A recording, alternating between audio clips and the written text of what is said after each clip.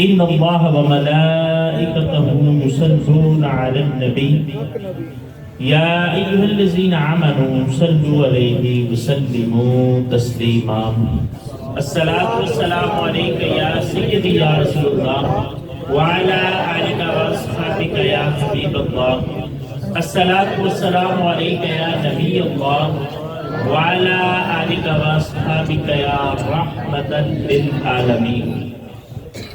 اعلیٰ حضرت فاضل بریلوی رحمہ آپ لکھتے ہیں زمین و زمان تمہارے لیے، زمین و زمان تمہارے لیے، مکین و مکان تمہارے لیے، چنین و چنا تمہارے لیے، بنے دو جہاں تمہارے لیے، دہن میں زبان دہن میں زبان تمہارے لیے، بدن میں ہے جان تمہارے لیے، ہم آئے یہاں تمہارے لیے، اٹھیں گے وہاں تمہارے لیے۔ سبحان اللہ۔ اعلیٰ حضرت فاضل بریلوی رحمہ کا تخیل تو دیکھیں، اور شیخ سعدی رحمہ فرماتے ہیں بالغ العلا بکمالہ، بالغ العلا بکمالہ، کشف الدجا بجمالہ، حسنت جمیع خصالہ، صلوا علیہ وآلہ۔ اللہ رب العزت کی حمد و ثنا اور آقا علیہ الصلوۃ والسلام کی بارگاہ میں گلہ عقیدت پیش کرنے کے بعد نہایت ہی معزز و محترم سامعین حضرات، اللہ رب العزت کا یہ خاص فضل ہی ہوتا ہے کیونکہ سیدہ عائشہ صدیقہ رضی اللہ تعالی عنہا آپ بیان فرماتی ہیں، آپ کہتی ہیں وہ عمل اچھا ہے، وہ عمل اچھا ہے جو تھوڑا ہو مستقل، چاہے بندہ عمل تھوڑا کرے لیکن اس کو مستقل مزاجی کے ساتھ کرتا رہے، یہ افضل عمل ہے۔ اللہ رب العزت حافظ صاحب کے مال جان عزت کاروبار کے اندر برکتوں کا نزول فرمائے کہ ہر سال وہ محفل میلاد مصطفیٰ صلی اللہ علیہ وسلم سجاتے ہیں، اور اکثر یہ پہلی محفل ان کے پاس ہی ہوتی ہے، یعنی ربیع الاول کا جو آغاز ہے وہ حافظ صاحب کی محفل سے ہی ہوتا ہے۔ اللہ رب العزت ان کے بزرگوں کی قبر پر اپنی رحمتوں کا نزول فرمائے، انہیں آقا علیہ الصلوۃ والسلام کی پہچان نصیب فرمائے۔ نقیب محفل حافظ ایمان کی آثار سے میں نے کہا بھی اور نعرے لگوائے، وجہ یہ تھی کہ اس دفعہ جو محفل میلاد ہو رہی ہے اس کو 1500 سال ہو چکے۔ کریم آقا علیہ الصلوۃ والسلام کو اس دنیا کے اندر جلوہ گر ہوئے 1500 سال گزر چکے، 15 صدیاں گزر گئی۔ اس وجہ سے میں نے کہا اب جو ہے وہ پنجابی کے اندر ٹلا جو ہے نا نعرہ نہیں ہونا چاہیے، اب اس لیول پہ جا کے ایک عالم دین کل میں سن رہا تھا ایک جگہ پہ، وہ کہہ رہے تھے کہ جو عقل ہے نا عقل، اس کا استعمال آپ 11 ماہ کریں، 11 مہینے جو ہے عقل کا استعمال کریں، لیکن یہ جو 12واں مہینہ ہے نا میلاد کا، اس میں عقل کی بات نہ کریں، عشق کی بات اس میں دیوانگی ہونی چاہیے۔ جیسے اولیاء اللہ کہتے ہیں نا کہ اللہ کا ذکر اس طرح کرو جیسے تم دیوانے ہوتی ہو، جب اللہ کا ذکر کیا جائے نا تو دیوانگی طاری ہوگی۔ تو کریم آقا علیہ الصلوۃ والسلام سے محبت ربیع الاول ربیع النور شریف کے مہینے میں محفل میلاد اور 1500 سال ہو رہے، تو پھر وہ انداز ہونا چاہیے نا۔ تو چلو مل کے ایک دفعہ پھر سرکار کی آمد، منٹھار کی آمد، مکی کی آمد، مدنی کی آمد، سونے کی آمد، اچھے کی آمد، سرکار کی آمد، نور کی آمد، پر نور کی آمد، ستارے سن لیں، نعرہ رسالت۔ جو آیت کریمہ تلاوت کرنے کا شرف حاصل ہوا، اللہ رب العزت نے ارشاد فرمایا وَأَوْحَىٰ رَبُّكَ إِلَى النَّحْلِ، اور تمہارے رب نے شہد کی مکھی کی طرف وحی کی۔ ہدایت جو ہے، ہدایت مفسرین اکرام نے اس کے درجے بیان کیے۔ اس کا سب سے پہلا درجہ جو ہے وہ فطری وحی ہے، فطری قدرتی طور پر جو ہر جاندار کی طرف القاء کر دیا ہے۔ آپ دیکھیں سورج ہے مشرق سے شروع ہوتا ہے، مغرب میں غروب ہو جاتا ہے۔ 365 دن مختلف جگہ سے وہ طلوع ہوتا ہے، 365 دن مختلف جگہ پہ وہ غروب ہو جاتا ہے، لیکن ہر سال وہ اپنی منزل وہی رکھتا ہے، وہ بھولتا نہیں ہے۔ چاند جو ہے وہ طلوع ہوتا ہے، بھرا ہونا شروع ہو جاتا ہے، پورا ہو جاتا ہے، پھر کم ہونا شروع ہو جاتا ہے۔ چاند اپنی منازل کو بھولتا نہیں ہے۔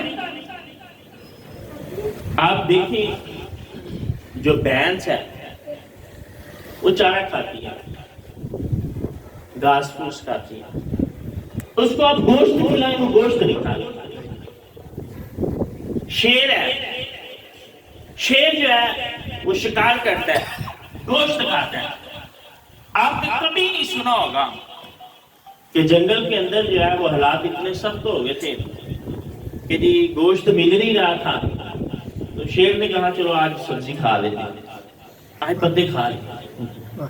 نہیں ہوتا۔ یہ جو ہر ایک چیز کی اللہ نے ڈیوٹی لگا رکھی ہے، اس کو فطری وحی کہتے ہیں۔ قدرتی طور پر فطرت میں یہ شامل ہے۔ اب شہد کی مکھی کی طرف اللہ نے جو القاء کیا، جو ہدایت شہد کی مکھی کو دی، وہ کیا ہے کہ وہ شہد کی مکھی پھولوں کے پاس جاتی ہے، مختلف پھولوں سے وہ رس نکالتی ہے، اور وہ رس جو ہے وہ بد ذائقہ ہوتا ہے، وہ رس جو ہے وہ کڑوا ہوتا ہے۔ مختلف جگہوں سے وہ رس جمع کر کے جب اپنی چھترے کے اندر وہ انڈیلتی ہے، اپنے منہ سے وہ لعاب نکالتی ہے، تو وہ شہد بن جاتا ہے، وہ میٹھا ہو جاتا ہے۔ فطری وحی کی یہ تاثیر ہے، فطری وحی کی یہ تاثیر ہے کہ اس سے کڑوا جوس میٹھا شہد بن جاتا ہے، جس کے اندر مٹھاس بھی ہے، جس میں شفا بھی ہے۔ اس میں اللہ نے مٹھاس بھی رکھی، اس میں اللہ نے شفا بھی رکھی۔ یہ ہدایت کا پہلا درجہ ہے۔ دوسرے درجے پہ عقل سلیم آتی ہے۔ اللہ نے ہر انسان کو شعور دیا، سمجھنے کی صلاحیت دی ہے، اس سے انسان فیصلہ کرتا ہے، اچھائی اور برائی کے بارے میں جانتا ہے، اپنے لیے جو مضر چیزیں ہیں ان سے بچتا ہے۔ اس کے بعد وہ ہدایت ہے، وہ وہی ہے جسے ہم نے وحی نبوت کہا، وحی نبوت کہا۔ فطری وحی کی یہ تاثیر ہے کہ وہ کڑوے جوس کو میٹھے شہد کے اندر بدل دے، لعاب کی صورت میں۔ تو جب وحی نبوت ہو، جب لعاب نبوت ہو، جب آقا علیہ الصلوۃ والسلام کے لعاب دہن کی بات ہو، تو اللہ رب العزت نے اس میں کس قدر شفا رکھی ہو، اس میں کس قدر شفا رکھی ہو۔ آقا علیہ الصلوۃ والسلام کے لعاب پر بڑی باتیں سنتے رہے آپ، بیان بھی ہوتی رہی۔ آج اس کو ذرا مختلف انداز سے دیکھتے ہیں۔ کریم آقا علیہ الصلوۃ والسلام کے لعاب کے فوائد کیا ہے، ثمرات کیا ہے؟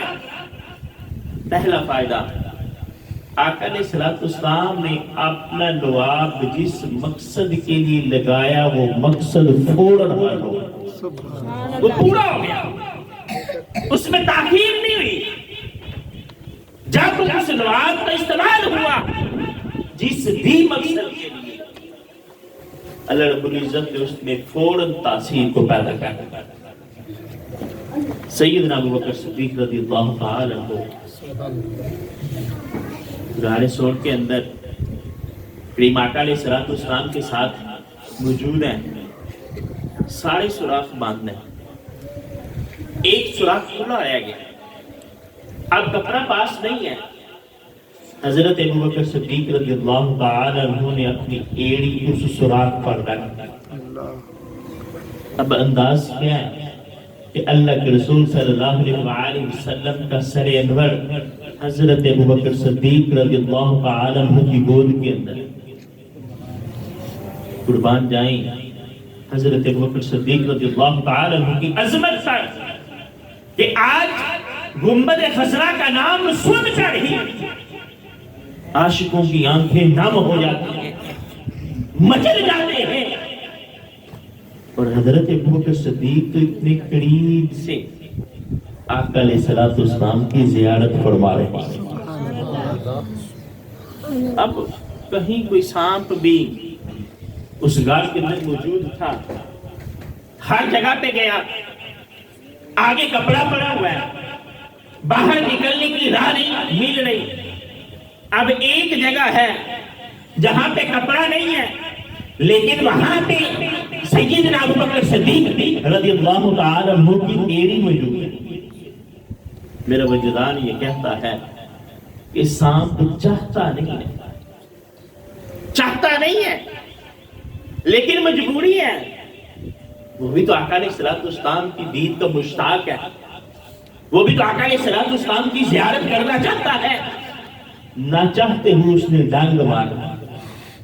یہاں بھی حضرت ابو بکر صدیق رضی اللہ تعالی عنہ ہے، استقامت کے پہاڑ ہے، جنبش نہیں ہوئی، حرکت نہیں ہوئی، ایسا نہیں ہوا کہ آپ ہلنا شروع ہو گئے ہو، جانتے تھے عذاب نبوی علیہ الصلوۃ والسلام کو، لیکن آنکھوں نے بے وفائی کی، آنکھوں سے بوزدی چل کے کریم آقا علیہ الصلوۃ والسلام کی رخسار پر آ پڑے۔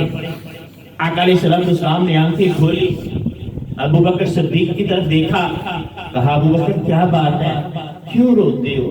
کہ یا رسول اللہ علیہ وسلم ایڑی پہ کوئی ڈانگ مار رہا ہے، ایڑی کے درد ہے۔ فرمایا ابو بکر کوئی بات نہیں، ایڑی ادھر کرو۔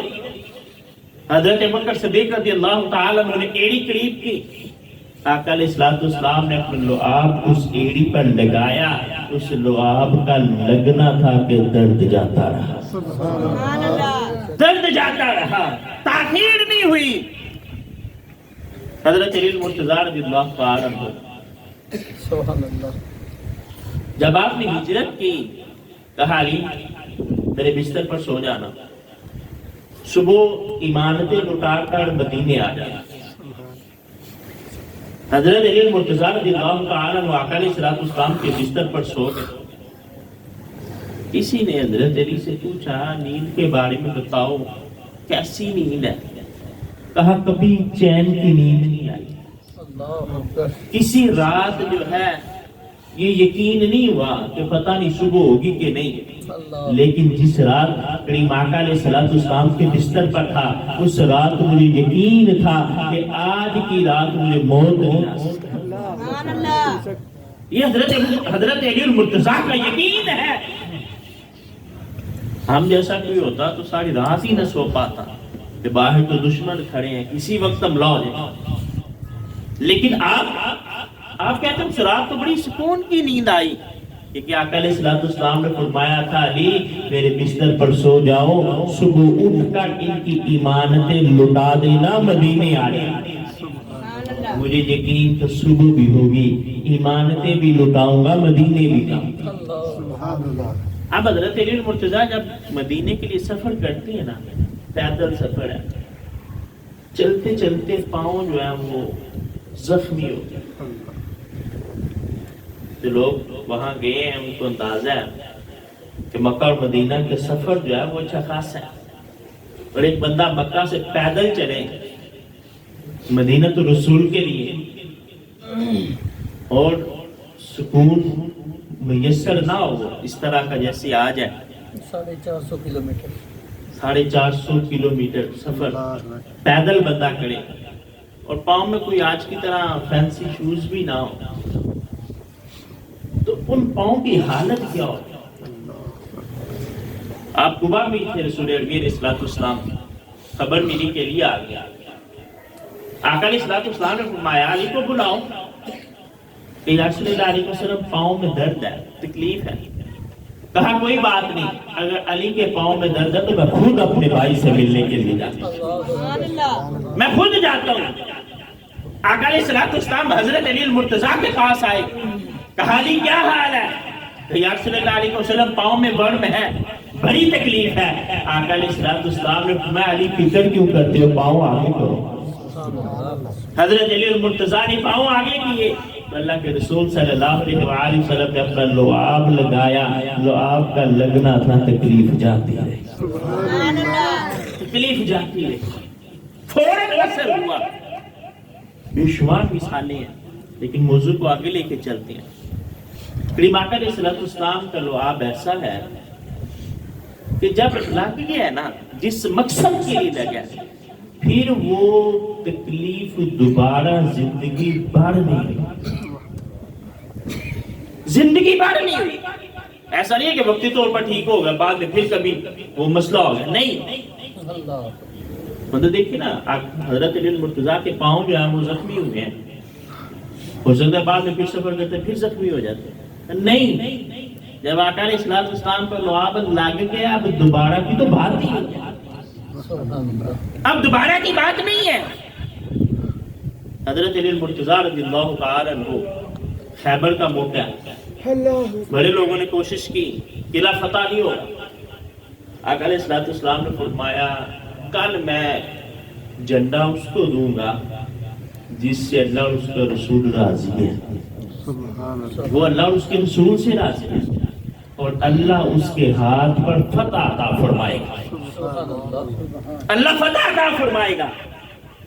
صحابہ کہتے ہیں ساری رات سوچتے گزر گئی کل پتہ نہیں جھنڈا کس کو ملے گا کیونکہ وہاں بشارتیں دو تھی ایک بشارت نہیں ہے. فقط یہ نہیں کہا کہ اللہ اس کے ہاتھ پر فتح عطا فرمائے گا بلکہ ساتھ یہ بھی تھا کہ اللہ اور اس کا رسول سے راضی بھی ہے. اللہ اور اس کے رسول کی رضا بھی اس کے ساتھ ہے. اگلے دن کا سورج طلوع ہوا سارے لوگ انتظار میں ہیں کہ پتہ نہیں کس کا نام لیا جائے گا. کریم آقا علیہ السلام نے پوچھا علی کدھر ہے علی کدھر ہے. یا رسول اللہ علیہ وسلم شعبے چشم ہے آنکھوں میں درد ہے اس لیے حضرت علی المرتضیٰ رضی اللہ تعالی عنہ جو ہے وہ آرام کر رہی ہیں. آقا علیہ السلام نے فرمایا نہیں علی کو بلاؤ. حضرت علی المرتضیٰ رضی اللہ تعالی عنہ تشریف لاتے ہیں. آقا علیہ السلام اپنا لعاب حضرت علی المرتضیٰ کی آنکھوں میں لگاتے ہیں. حضرت علی المرتضیٰ فرماتے ہیں پھر زندگی میں کبھی آنکھیں خراب نہیں کبھی آنکھیں خراب نہیں. اور ایک صحابی رسول جو ہیں ان کی 4 بیویاں اور وہ جو ہے کہتی ہیں ہم آپس میں مقابلہ کیا کرتے بڑی بڑی مہنگی خوشبو منگوانی عطر منگوانے تاکہ ہمارے جسم سے جو خوشبو ہے بڑی اچھی آئے. وہ کہتی ہیں ہم نے بڑے جتن کیے بڑی کوششیں کی لیکن جو خوشبو ہمارے خاوند کے جسم سے آتی تھی نا وہ ہمارے جسم سے نہیں آتی. ایک دن ہم نے پوچھ ہی لیا کہ جی بات کیا ہے ہم نے آپ کو کبھی عطر لگاتے بھی نہیں دیکھا کوئی خوشبو کا استعمال کرتے بھی نہیں دیکھا لیکن آپ کے جسم سے جو خوشبو آتی ہے وہ ہم میں سے کسی کے پاس سے نہیں آتی. تو وہ کہنے لگے آ بھی نہیں سکتی کیونکہ وجہ یہ ہے کہ میں چھوٹا تھا میرے جسم پر بیماری آ گئی، جسم پر بیماری آ گئی، جلدی بیماری تھی، میں تکلیف میں تھا، میرا باپ مجھے لے کر آقا علیہ السلام کے قدموں میں حاضر ہو گیا، اللہ کے رسول صلی اللہ علیہ وسلم نے میری قمیض اتاری اور کریم آقا علیہ السلام نے اپنے لعاب دہن میرے جسم پر مال دیا، کہا اس لعاب کا لگنا تھا، نہ صرف وہ بیماری دور ہوئی بلکہ تب سے میرا جسم معطر ہو گیا، خوشبو والا ہو گیا۔ تو کریم آقا علیہ السلام کا لعاب ایسا ہے کہ جب لگ جائے تو پھر ہمیشہ کے لیے بیماری ختم ہو جاتی ہے، ہمیشہ کے لیے بیماری ختم ہو جاتی ہے۔ کریم آقا علیہ السلام کا لعاب جتنے بھی معجزات ہیں نا، عموماً ان کے بارے میں یہ سمجھا جاتا ہے کہ یہ معجزے رد کفر کے لیے ہوتے ہیں، کافروں کو دکھانے کے لیے ہوتے ہیں، اپنی نبوت کی دلیل کے طور پر۔ لیکن کریم آقا علیہ السلام کے جو معجزات تھے، جہاں کفار کو دکھانا مقصود تھا، وہاں ایمان والوں کے ایمان میں اضافہ کرنا بھی مقصود تھا، کہ وہ معجزات دیکھ دے تو ایمان پر ثابت ہو جاتے، ٹھہر جاتے۔ ایک بڑا دلچسپ واقعہ روایات کے اندر ملتا ہے کہ حضرت سلمہ بن اکوع رضی اللہ تعالی عنہ، آپ کہتے ہیں کہ ایک دن میرے سامنے ایک بیڑیے نے بیڑ کا بچہ اٹھایا، لے شکار کیا بیڑیے، میں اس کے پیچھے گیا، میں نے بیڑیے سے وہ بچہ چھین لیا، بیڑ کا بچہ۔ جب میں نے ایسا کیا تو بیڑیا بول اٹھا، بیڑیا کہتا ہے اللہ رب العزت نے ہمیں رزق دیا ہے، تم کون ہوتا ہے ہم سے رزق چھیننے والا؟ اللہ نے ہمیں رزق دیا ہے، تم کون ہوتے ہو رزق چھیننے والے؟ تو آپ کہتے ہیں میں نے کہا او لوگو یہ دیکھو اتنا عجیب بیڑیا ہے، اتنی تعجب کی بات ہے کہ یہ بیڑیا بات ہی کرتا ہے۔ وہ کہتا ہے میں نے یہ بات کی تو بیڑیا پھر بولا، کہنے لگا اے سلمہ اس میں کیا عجیب بات ہے؟ عجیب بات تو یہ ہے کہ اندر کمری والے آقا صلی اللہ علیہ وسلم کھجوروں کے جھنڈ کے نیچے بیٹھے ہوئے ہیں اور تمہیں اللہ کی توحید کی دعوت دیتے ہیں اور تم بتوں کی طرف جاتے ہیں۔ کہا عجیب بات تو یہ ہے کہ کریم آقا علیہ السلام کلمہ توحید بلند کریں، لوگوں کو اسلام کی دعوت دیں، بڑا سلمہ تم پھر بھی اسلام کی طرف نہ جاؤ۔ وہ کہنے لگے میں فوراً آقا علیہ السلام کی بارگاہ میں حاضر ہوا، میں نے کلمہ پڑھا اور مسلمان ہو گیا۔ انہی کی پنڈلی پر ایک نشان تھا۔ یزید بن ابی ایک صحابی رسول ہے، انہوں نے پوچھ لیا، کہا اے سلمہ بن اکوع یہ نشان کیسا ہے؟ پنڈلی کے اوپر نشان کیسا ہے؟ کہنے لگے تھی بات یہ ہے کہ جب خیبر کی لڑائی ہوئی نا، غزوہ خیبر، وہاں دشمن نے وار کیا، میری پنڈلی جو ہے اس پر زخم ہو گیا، زخم کی وجہ سے بڑی تکلیف تھی۔ قربان ہے صحابہ کرام علیہ رضوان کے نظریے پر، صحابہ کرام علیہ رضوان کے عقیدے پر۔ آج تو لوگ کہتے ہیں پتہ نہیں وہ دے سکتے ہیں کہ نہیں دے سکتے، لوگوں کی اس طرح کے نظریات ہیں۔ آج ہم جیسا کوئی ہوتا جو آج کے دور کے یہ ہیں لوگ، ان جیسا کوئی ہوتا تو کہتا جی ان کے پاس جانے کی کیا ضرورت ہے، کسی ڈاکٹر کے پاس جاؤ، کسی طبیب کے پاس جاؤ۔ لیکن حضرت سلمہ بن اکوع کہتے ہیں میں اس تکلیف کو لے کر کریم آقا علیہ السلام کی بارگاہ میں حاضر ہو گیا۔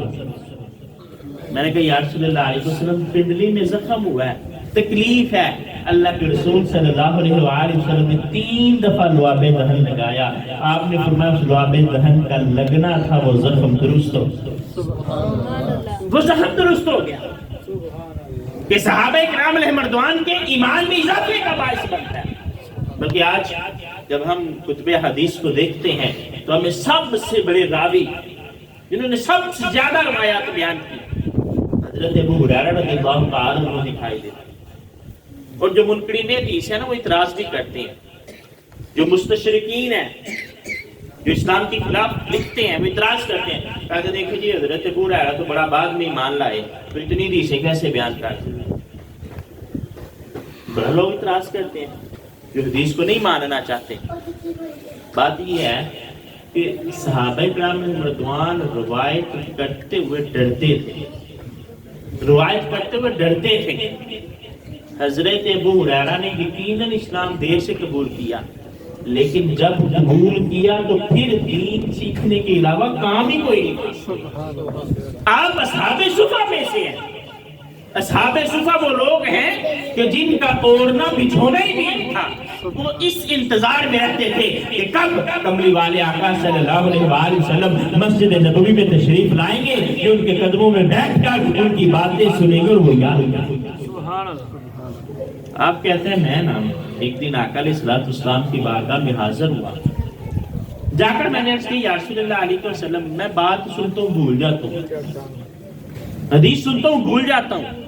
آقا علیہ السلام نے فرمایا اے ابو ہریرہ اپنی چادر کو تو پھیلاؤ، اپنی چادر کو تو پھیلاؤ۔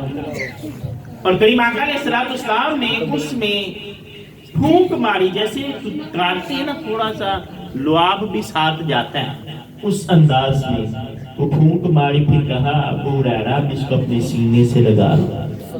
حضرت ابو ہریرہ کہتے ہیں اس کو سینے سے لگانا تھا کہ جتنی حدیثیں بولی تھی وہ بھی یاد آ گئی، اس کے بعد کوئی حدیث بھولا بھی نہیں، اس کے بعد کوئی حدیث بھولا بھی نہیں۔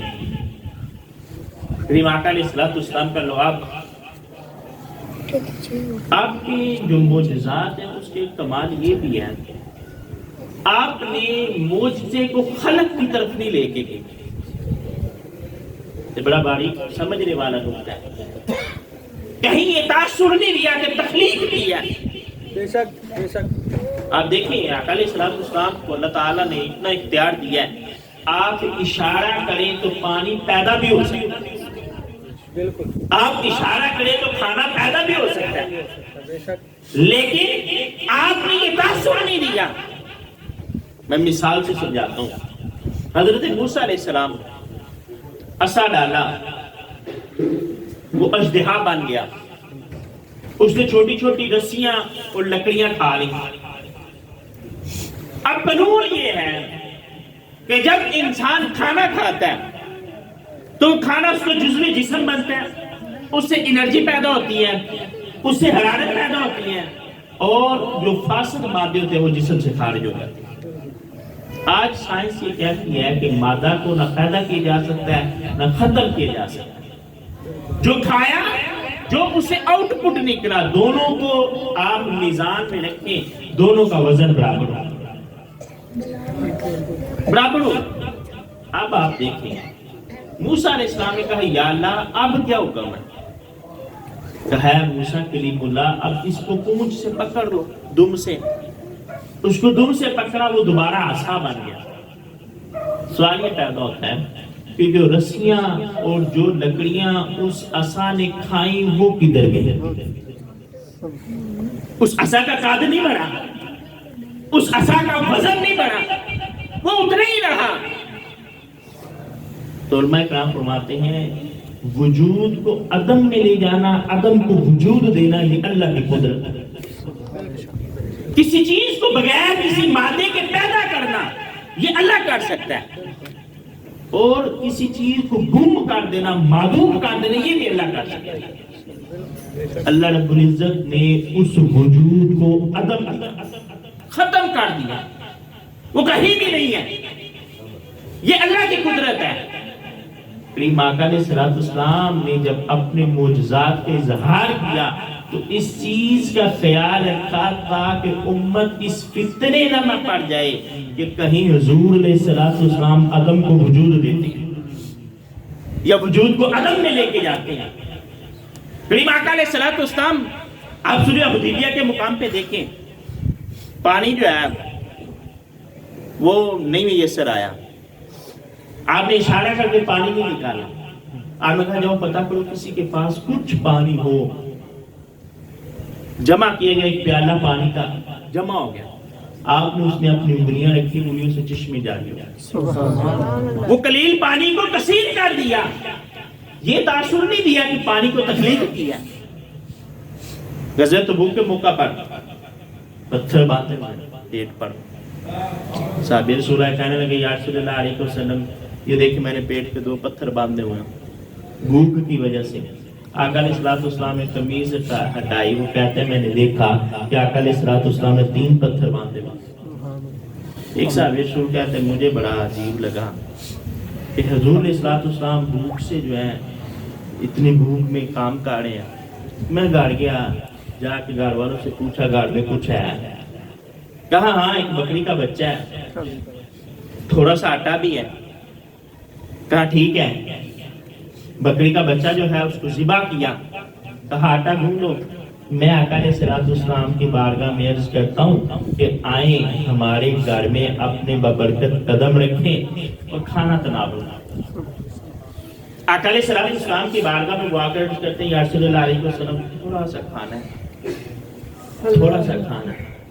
چھوٹا ہے بکری کا بچہ، اور وہ بکری کا بچہ ایسا تھا جس کے بارے میں کہا جاتا ہے کہ اربوں کا ایک بندے وہ کھا جاتا، اتنا سا بس۔ لیکن آقا علیہ السلام نے جب یہ سنا، آنے کا اعلان کر دو بھئی آج کی دعوت تمہارے ہاں، سارے بندوں میں اعلان کر دیا گیا کہ جناب آج کھانا میرے پاس کھانا ہے، اور خود دل میں ڈالے بکری کا بچہ چھوٹا ہے، آٹا بھی تھوڑا ہے، کوڑا کیسے آئے گا؟ کوڑا کیسے آئے گا؟ کریم آقا علیہ السلام نے فرمایا جب تک میں نہ ہوں ڈھکنا ہٹانا نہیں ہے، روٹیاں پکانی نہیں ہے، جب تک میں نہ ہوں۔ کریم آقا علیہ السلام یہ وہ صحابی رسول گھر پہنچے، بی بی نے پوچھا ہاں جی دعوت دے آئے ہو؟ کہا جی دے آئے۔ تھوڑے لوگوں کی دی ہے نا، تو 1 2 3 4 ساتھیوں کو کہا جی ارادہ تو یہ تھا، لیکن آقا علیہ السلام نے تو سب کو بلا لیا۔ ارادہ تو یہی تھا، لیکن کملی والے آقا نے سب کو بلا لیا۔ کہنے لگی یہ بتاؤ تم نے بلایا ہے کہ آقا علیہ السلام نے بلایا؟ کہا جی انہوں نے بلایا۔ کہا انہوں نے بلایا پھر وہی جانے، جنہوں نے بلایا وہی جانے۔ اب آقا علیہ السلام آئے، آپ نے لعاب دہن اس آٹے میں ڈالا اور اس سالن میں ڈالا، کہا ڈھکن نہیں ہٹانا، کھانا ایسے ہی ڈالتے رہو۔ صحابہ اکرام فرماتے ہیں کہ ہم جتنے بھی تھے سب نے سیر ہو کے کھانا کھا لیا، ابھی بھی آٹا بھی باقی تھا، سالن بھی باقی تھا۔ قلیل کھانے کو کثیر کر دیا، تھوڑے کھانے کو زیادہ کر دیا۔ تخلیق کی بات نہیں کی، آج سب لوگ بنانے کی بات نہیں کی، کیونکہ اللہ رب العزت کے ہاں آقا علیہ السلام یہ بات سمجھتے تھے کہ تخلیق کا کام خالق ہے۔ خالق کیا ہے؟ اسی کو زیب دیتا ہے۔ لعاب دہن کی بات کر رہے ہیں، آقا علیہ السلام کے جتنے بھی معجزات ہیں، آپ نے اس معجزے کا اظہار اپنی ذات کے لیے نہیں کیا، صحابہ کے لیے کیا ہے۔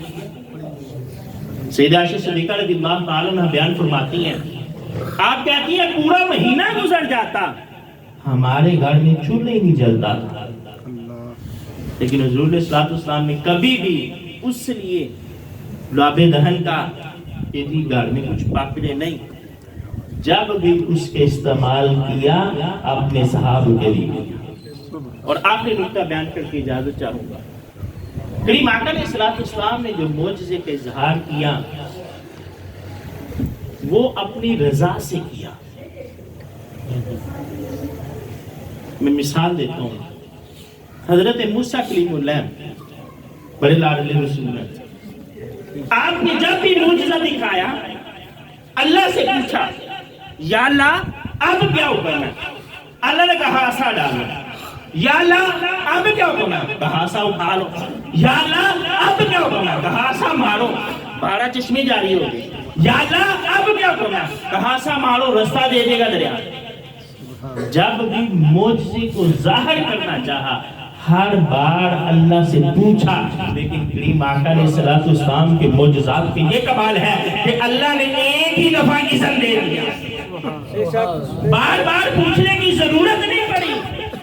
جب بھی معجزہ دکھانا ہوا تب نہیں پوچھا، اللہ کی اذن سے ہی ہوا، اللہ کی مرضی کے خلاف معجزے کا ظہور نہیں ہوا۔